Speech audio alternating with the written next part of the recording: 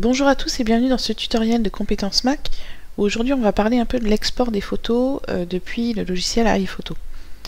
Ici j'ai une photo prise pendant les vacances à laquelle j'ai attribué des mots-clés. Donc pour voir ces informations, vous cliquez sur le bouton Info situé en bas. Donc j'ai ajouté des mots-clés et également un lieu puisque mon appareil photo ne dispose pas d'un GPS, donc ça n'a pas été fait automatiquement. Donc j'ai rajouté mots-clés et lieu, et j'aimerais, si je dois exporter cette photo, que ces données soient conservées au sein de la photo.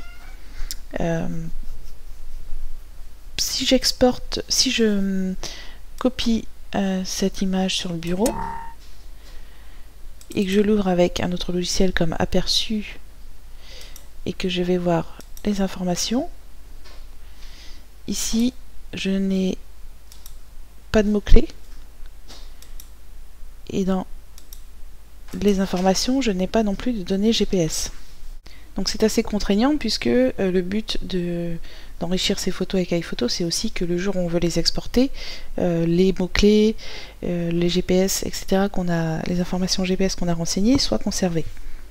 Donc en réalité, pour que ce soit le cas, il ne faut pas juste faire un glisser-déposer comme ça vers le bureau, il faut aller dans le menu Fichier, alors dans iPhoto, alors on va supprimer celle-là.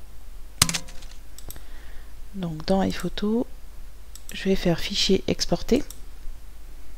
Et ici, je vais pouvoir cocher inclure titre et mots-clés et informations sur les lieux.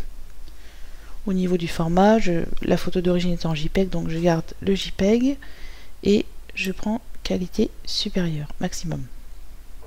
Donc là, je vais exporter vers le bureau.